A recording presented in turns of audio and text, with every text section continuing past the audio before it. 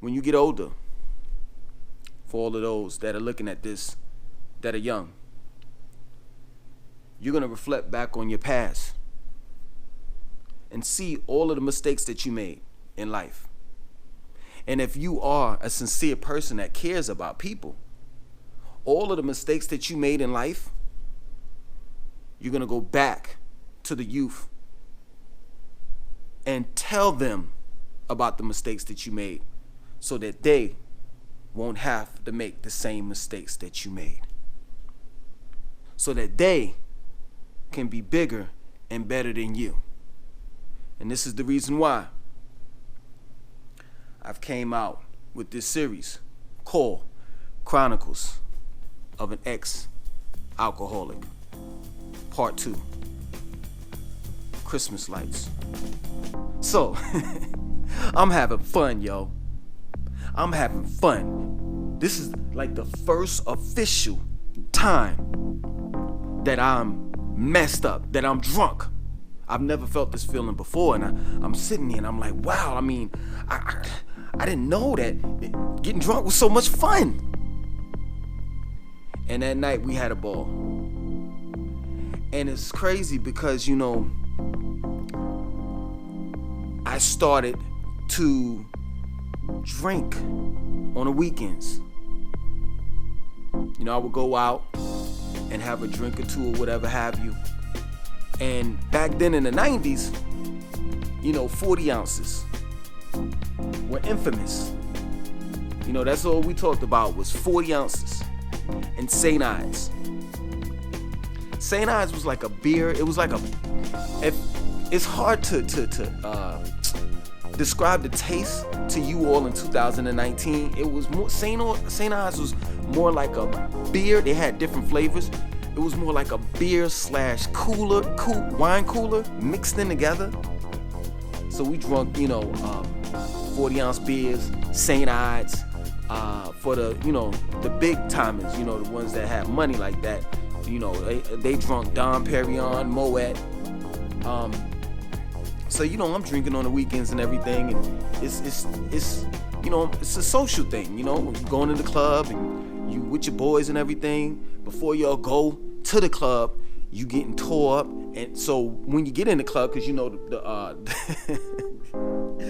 I'm just reminiscing, you know what I'm saying? You know that the prices of liquor and beer is way too high. You know what I'm saying? So you already tore up when you get to the club, so you won't have to get tore up while you're in the club, right?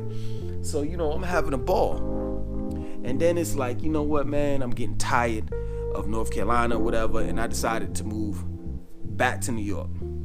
When I got back to New York, you know, started living with my father. Father laid down the laws, you know what I'm saying? He was like, either you go to school, you go to college, or you go to work. So I decided to go to work. You know what I'm saying? I did not want to go to no college or nothing like that, right? So I used to work for this company called, courier company called, what was it called? Oh man, what was it called? Airborne Express, located in Manhattan, right? So, you know, I would deliver packages and all of that. And I mean, man, it was crazy because, you know how New York weather is, you know?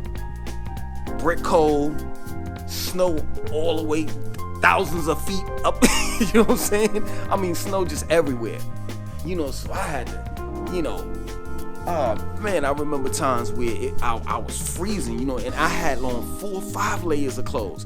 And plus, Airborne Express gave us this onesie, you know what I'm saying, where it's like a thermal, like a whole onesie that you could put on, and I still was cold. But, you know, I got into it, you know, I'm working, you know, saving my money, saving a little bit of money, you know, buying clothes and everything, and just experiencing the New York life, you know, as an older or a young adult, right? So I wound up getting a call from my cousin, Toya. She lived in Glen Cove, Long Island. Now, throughout the week, I'm busting my tail, but on the weekends, I'm off. So she was like, yo, cuz, come down to Glen Cove, Long Island. You know what I'm saying? I mean, we could trip out, we could have fun and all the rest of that, right? So I wound up catching the LIRR down near Long Island Railroad. Got off of Glen Clove. She's right there at the train station, and she's like, yo, what's up, cuz? And Toya, she was, she's from Brooklyn. You know what I'm saying? She's from Tompkins Projects, just like both of my families are. You know what I'm saying? And she's like hood, right? So she's like, yo, what up, cuz? What you doing? Da-da-da-da-da, this and that, so forth. So, she grabs my bag, and we get in the car and drive off. Now, taking heed, Glen Clove, Long Island. And, just Long Island, period, is like basically like down south. So it was like I was living down south when I would go stay with Toya on the weekends, right? So things close early in Glen Clove, Long Island. There's really nothing to do. They had a movie theater like right down the street. That closed kind of early too. Everything shut down at like 9 o'clock. So basically the only thing that you could do was get high. So Toya's like, yo, you smoke? I'm like, nah, she was like, will you drink? I was like, yeah, I started drinking. I was geeked up. I was happy to tell her that, you know what I'm saying? So, you know what I'm saying? So, she's like, yo, all right, tonight, we gonna get effed up, right? So she goes to the weed man, you know what I'm saying? We buy 40-ounce beers and everything, and it's just me and her, right? That particular day. We go, you know what I'm saying, and into her room. Now, my aunt, she works Monday through Friday, just like I do. And on Saturdays, on the weekends, she would visit her. She had a little thing going on with this prisoner that she was visiting. I guess they had, I don't know. Anyway, she would go upstate New York every weekend. So basically, me and Toya and whomever that was, chilling with us had the house all to ourselves. So we got to do whatever we wanted to do. And this is the reason why I would go down to Glen Clove, Long Island every weekend, because it's not even basically, there were no adults. There were no adults, right? So, I put my bags down and everything. I had bought my Sega Genesis with me. She's like, yo, word, you got a Sega Genesis? I was like, yeah, I got a few games, this and that, so forth. She's like, all right, yo, we gonna get messed up and then we gonna play Sega Genesis and all the rest of that, right? So Toya is like basically my favorite cousin.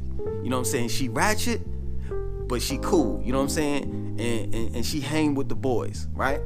She's not no lesbian or nothing like that. She, she like hanging with the boys or whatever. And then she, she like boys as well. It's another story. Anyway, we go in her room and she's rolling it up. And she's like, yo, you see, this is how you roll it up. And this is crazy. A female taught me how to smoke and roll a blunt. Word, that's my word. So she's like, yo, you roll it up like this. And I think she rolled it up in a Dutch Master. She's like, yo, you roll it up like this, you lick it, and then you take the lighter, dry it, and then she put it in her mouth and she's like, you inhale it, hold it, and blow it out, right? So I took it and I pulled it. She was like, yo, pull it. I was like, she's like, hold it, now blow it out. And I was like, right? And then she was like, yo, listen, I'm gonna give you a shotgun. You ever heard of a shotgun before? I was like, nah. I told you, I don't smoke weed or whatever. She was like, all right, yo, cuff your hands like this, put it over your mouth, and I'm gonna take the blunt and turn it around. And I'm like, this broad is crazy. She gonna put the fire part of the blunt in her mouth. She's like, I'm gonna do like that, and put it in my mouth like that, and then you cuff your hands, and I'm gonna blow smoke all in your face, and you inhale it all in your nose. And she did it. She said,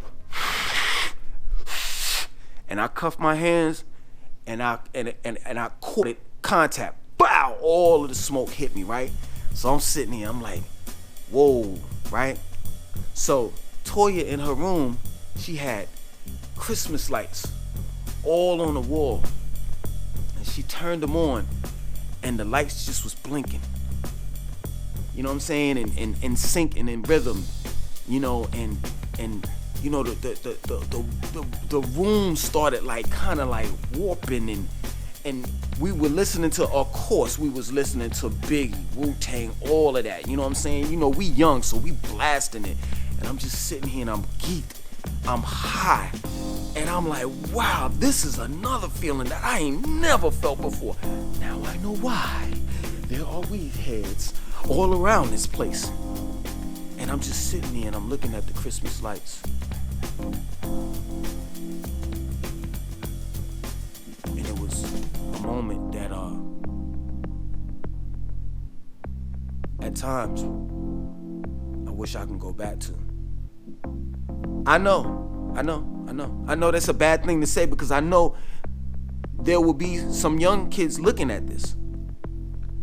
But it was just a moment in time where I was young and I saw those Christmas lights and everything just slowed down. And believe it or not, even though the music was playing loud, it was just peaceful.